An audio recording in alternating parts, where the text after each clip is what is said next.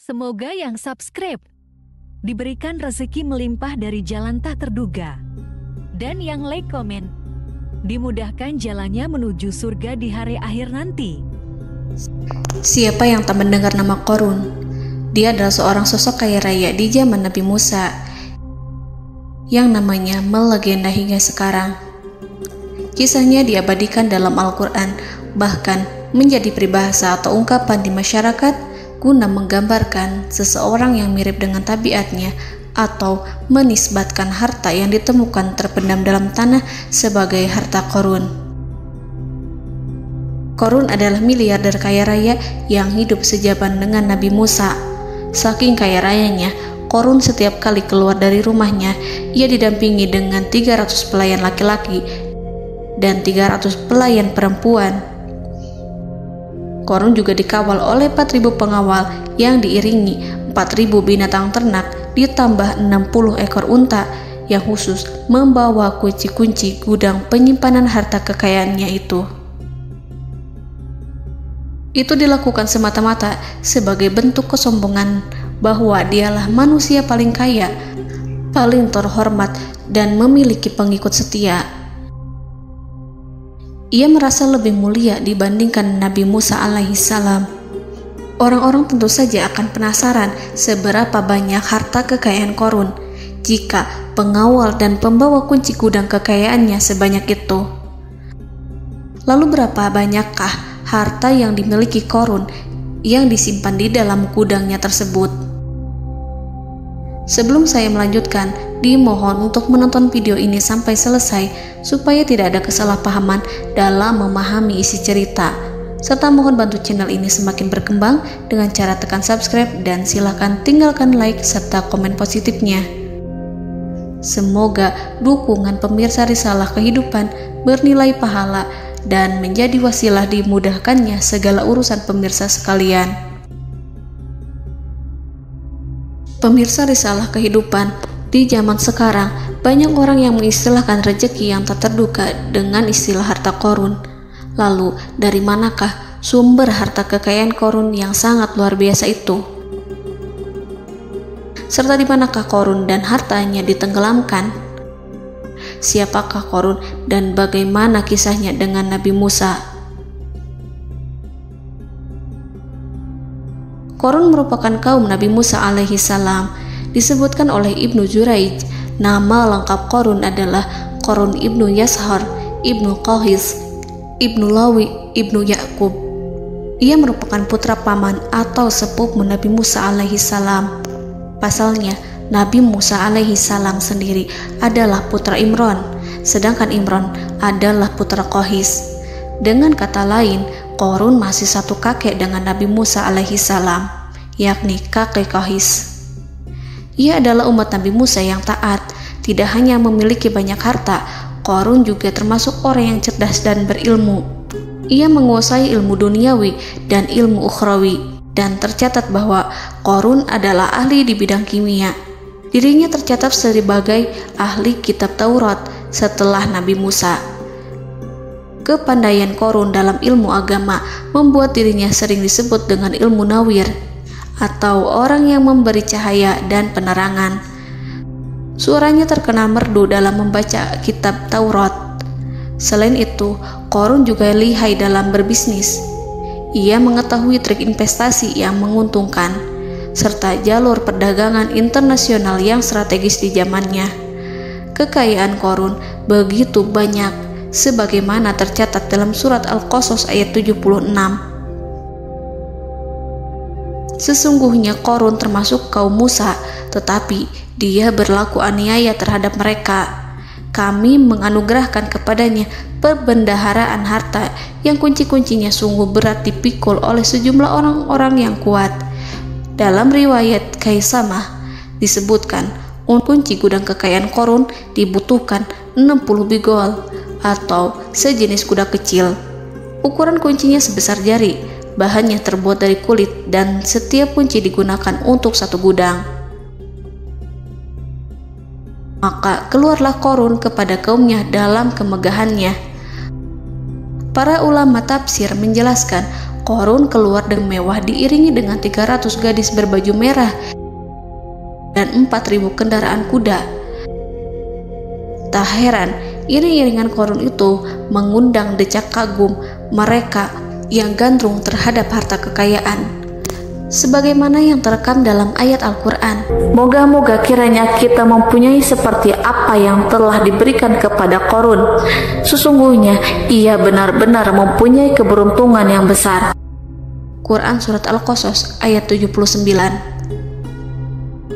Namun tak sedikit kaumnya yang mengingatkan. Ingatlah ketika kaumnya berkata kepadanya, janganlah engkau terlalu bangga, sesungguhnya Allah tidak menyukai orang-orang yang terlalu membanggakan diri atau farihin. Ulama menafsirkan istilah farihin di sana juga berarti takabur, zolim, berbuat kerusakan, arogan, dan tak mau bersyukur terhadap nikmat. Qarun dikisahkan memiliki ribuan kuda yang berisikan emas dan perak. Bila keluar rumah, Qarun selalu berpakaian mewah dan dikawal 600 pelayan dan diiringi 4.000 ekor kuda serta 60 ekor unta yang membawa kunci-kunci gudang kekayaannya. Namun, sayangnya Qarun kemudian membangkang pada Nabi Musa dan menjadi pengikut setia Fir'aun. Mengenai dari mana asal-usul kekayaan Qarun, ada beberapa riwayat yang memberitahukan tentang asal-usul kekayaan Qarun. Sumber pertama menyebutkan bahwa jauh sebelum memiliki kekayaan, Qarun hanyalah seorang lelaki miskin yang tidak mampu menafkahi keluarganya. Anaknya sangat banyak. Lalu suatu ketika Qarun datang kepada Nabi Musa. Ia meminta Nabi Musa alaihi salam untuk mendoakannya agar Allah memberikan harta benda yang banyak. Qarun juga meminta Nabi Musa mengajarinya ilmu kimia dan ilmu-ilmu kehidupan lainnya. Qarun dikenal sebagai orang yang soleh dan mengikuti ajaran Ibrahim dengan baik, sehingga tanpa pikir panjang, Nabi Musa alaihi salam menyetujui permintaannya. Allah Subhanahu wa ta'ala mengabulkan doa Nabi Musa. Qarun diberikan kecerdasan luar biasa dan menguasai ilmu yang telah diajarkan kepadanya. Qarun menguasai teori dan praktik pembuatan emas permata dan beragam perhiasan mewah lainnya. Ia juga pakar dalam ilmu arsitektur, rancangan bangunan, penataan kota, dan lain sebagainya. Tidak lama setelah itu, hidupnya berubah. Qarun pun hidup dengan bergelimbang harta. Ribuan gudang yang dimilikinya penuh dengan emas dan perak. Namun, sayangnya, keberuntungan yang didapatkannya membuatnya gelap mata. Qarun mulai hidup dengan penuh pamer, keangkuhan, dan penuh kesombongan. Kekayaan yang diberikan Allah Subhanahu wa ta'ala membuatnya lupa dengan Sang Maha Pemberi. Qarun merasa lebih terhormat dan mulia dibandingkan Nabi Musa. Ia pun akhirnya membelot dan durhaka pada Musa. Ia mengingkari janji-janjinya dulu dan beralih menjadi pengikut Fir'aun yang setia. Loyalitas Qarun terhadap Fir'aun membuatnya diangkat menjadi kepala mandor yang membawahi ribuan pekerja. Dikisahkan bahwa Qarun bersikap semena-mena terhadap para pekerja. Ia tega memotong upah mereka. Ia melakukan korupsi demi membangun istana dan kemegahannya sendiri, dan untuk membangun gudang-gudang penyimpanan harta yang telah ia kumpulkan jauh-jauh hari. Ketika datang perintah zakat, Nabi Musa alaihi salam pergi menemui Qarun dan memerintahnya mengeluarkan zakat sebesar 1 dinar dari setiap 1000 dinar hartanya, 1 dirham dari setiap 1000 dirham, 1 kambing dari setiap 1000 kambing, dan seterusnya. Setelah Qarun menghitung seluruh hartanya, ternyata jumlah zakatnya sangat besar. Kekikirannya pun mulai menghalangi hatinya untuk mengeluarkan zakat. Qarun enggan membayar zakat ketika Nabi Musa alaihissalam menagih zakat yang diperintahkan oleh Allah untuk ditunaikan olehnya. Ketika Qarun dimintai zakat, ia langsung marah dan tidak memberikan sedikit pun kekayaannya. Dia berpikir bahwa harta kekayaan yang dimilikinya didapat dari hasil kerja dan usahanya, dan tidak ada kaitannya dengan siapapun, termasuk Allah Subhanahu wa Ta'ala. Janji Qarun untuk lebih taat beribadah dan membantu sesama jika diberi kekayaan oleh Allah dilupakannya. Dia mempergunakan kekayaannya tersebut dalam kesesatan, kezoliman, dan permusuhan, sehingga membuatnya menjadi sombong dan terlena. Orang-orang beriman pada masa itu sering menasihati Qarun untuk bersyukur atas nikmat yang telah Allah berikan, tetapi dia tidak mengindahkan nasihat tersebut. Dari sikapnya tersebut sudah jelas bahwa Qarun tidak membutuhkan nasihat kebenaran, bahkan merasa tidak takut dengan ancaman Allah. Sebab Qarun merasa sudah memiliki segalanya. Qarun merasa dirinya hebat dan pintar serta punya banyak pengikut setia, punya banyak pengawal dan merasa aman karena dekat dengan Raja Fir'aun. Qarun berkata, "Sesungguhnya aku mendapatkan harta ini karena ilmu yang ada padaku." Qarun sangat sombong. Ia merasa hartanya didapatkannya sendiri tanpa campur tangan dan kehendak Zat yang Maha Kaya, yakni Allah Subhanahu wa Ta'ala. Apakah Qarun lupa ataukah ia tidak tahu bahwa Allah telah membinasakan orang-orang sombong sebelumnya yang bahkan lebih kuat darinya, yang lebih kaya darinya, yang lebih banyak pengawalannya, lebih kokoh dan tak terkalahkan dibanding dirinya? Karena terdorong sifat kikir dan angkuh, maka Qarun membuat rencana untuk melakukan tipu daya agar dia terlepas dari kewajiban membayar zakat. Dia ingin menjatuhkan nama baik dan citra baik Nabi Musa. Kemudian dia mengumpulkan tokoh-tokoh konglomerat Bani Israel.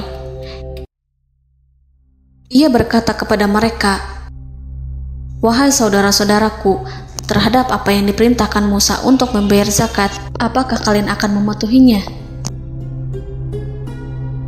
Sekarang dia hendak mengambil harta yang ada di tangan kalian, maka pikirkanlah suatu cara untuk menghindari perintahnya." Para pembesar-pembesar yang dipanggil kemudian menjawab, "Wahai paduka Qarun, engkau lebih besar daripada kami. Kami akan melakukan apapun yang kau inginkan."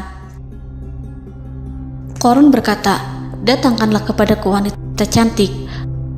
Aku akan memberinya hadiah besar jika ia berhasil menggoda dan memfitnah Musa." Ketika wanita cantik yang diinginkannya datang, Qarun memberikan kepadanya uang muka sebagai jaminan. Ia akan membayarkan seluruh yang dijanjikannya ketika berhasil menjalankan misinya. Bukan hanya itu, Qarun pun berjanji akan menjadikan wanita ini sebagai istrinya. Keesokan harinya, Qarun mengumpulkan Bani Israel. Setelah itu, Qarun menghadap kepada Nabi Musa seraya berkata, "Orang-orang menanti kedatangan Anda, sampaikanlah saran dan nasihat kepada mereka." Nabi Musa kemudian keluar dari rumahnya. Ia mulai menyampaikan nasihat pada umatnya. Di antara nasihatnya, beliau berkata, "Barang siapa yang mencuri, aku akan memotong tangannya. Barang siapa yang memfitnah, aku akan mencambuknya sebanyak 70 kali. Barang siapa yang tidak mempunyai istri dan dia berbuat zina, maka aku akan mencambuknya sebanyak 70 kali. Adapun barang siapa yang memiliki istri dan ia berbuat zina, aku akan rajam dia sampai mati." Qarun kemudian berkata, "Apakah ini juga berlaku untuk Anda jika Anda sendiri yang berbuat zina? Apakah Anda akan menerima hukumannya?" Kemudian Nabi Musa menjawab, "Ya, meskipun saya sendiri yang melakukannya." Maka kemudian Qarun memanggil wanita yang telah dibayarnya. Wanita itu berdiri di depan Nabi Musa dan Bani Israel yang telah berkumpul, mengaku sedang hamil karena berhubungan badan dengan Nabi Musa. Maka marahlah Nabi Musa atas fitnah kejam yang diarahkan kepadanya. Kemudian Nabi Musa melakukan sholat 2 rakaat, lalu mendatangi wanita itu dan menyumpahnya agar mengatakan siapa yang menyuruhnya. Wanita itu menjadi ketakutan. Ia bergemetar di depan Nabi Musa dan mengaku bahwa yang menyuruhnya adalah Qarun. Lalu wanita itu bertaubat dan meminta maaf kepada Nabi Musa. Seketika Nabi Musa bersujud seraya berdoa kepada Allah agar menimpakan azab kepada Qarun. Allah memberi wahyu kepada Musa bahwa bumi telah dijadikan tunduk kepada perintah Nabi Musa. Kemudian Nabi Musa berkata kepada bumi, "Wahai bumi, telanlah Qarun beserta kekayaannya, habiskanlah semua." Kala itu Allah menurunkan wahyu kepada Musa alaihissalam untuk memerintah bumi apapun yang diinginkannya. Begitu Nabi Musa alaihissalam datang dengan wajah sangat marah, barulah Qarun merajuk, "Wahai Musa, sayangilah aku." Sementara Nabi Musa alaihissalam tak bergeming. Beliau lantas berkata pada bumi, "Wahai bumi, ambillah mereka." Seketika rumah Qarun mulai bergetar. Qarun dan antek-anteknya mulai dibenamkan hingga bagian lututnya. Rumahnya ikut turun sedalam lutut. Qarun kembali merajuk, "Sayangilah aku Musa." Rumahnya kembali berguncang. Kini Qarun dan kawan-kawannya kembali terbenam hingga pusar. Demikian pula rumahnya. Qarun terus merajuk, "Wahai Musa, sayangilah aku." Sementara Nabi Musa alaihissalam kembali meminta bumi, "Wahai bumi, ambillah mereka." Rumah Qarun berguncang lagi, sementara Qarun dan kawan-kawannya terus terbenam hingga bagian tenggorokannya. Demikian pula rumahnya. Qarun lagi-lagi menjerit, "Wahai Musa, sayangilah aku." Namun Nabi Musa alaihissalam tak bergeming. Beliau terus meminta bumi menelannya hingga akhirnya Qarun dan kawan-kawannya hilang seluruhnya ditelan bumi. Tak lama setelah itu Allah berkata, "Wahai Musa, apa yang membuatmu bersikap demikian? Padahal demi kemuliaanku, andai dia Qarun berdoa kepadaku, niscaya aku akan rahmati. Maka kami benamkan dia beserta rumahnya ke dalam bumi, maka tidak ada baginya satu golongan pun yang akan menolongnya selain Allah, dan dia tidak termasuk orang-orang yang dapat membela diri." Quran Surat Al-Qasas ayat 81. Lalu di manakah lokasi ditenggelamkannya Qarun beserta harta bendanya? Konon berdasarkan kepercayaan beberapa masyarakat setempat, Qarun ditenggelamkan di sekitar sungai atau danau Moris yang terkenal di kota Payom, negara Mesir. Qarun konon mendirikan istana dan di tempat itu pula ia ditenggelamkan. Dahulu, Qarun berkeinginan membangun sebuah istana, namun tidak diizinkan oleh Fir'aun jika istana itu dibangun di samping istana Fir'aun. Terlebih, Qarun juga tidak ingin membangun istana di tengah pemukiman Bani Israel yang terletak di tanah Jasan.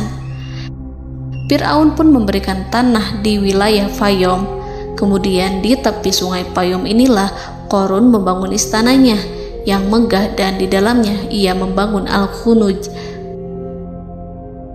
gudang penyimpanan harta berisi emas dan perak.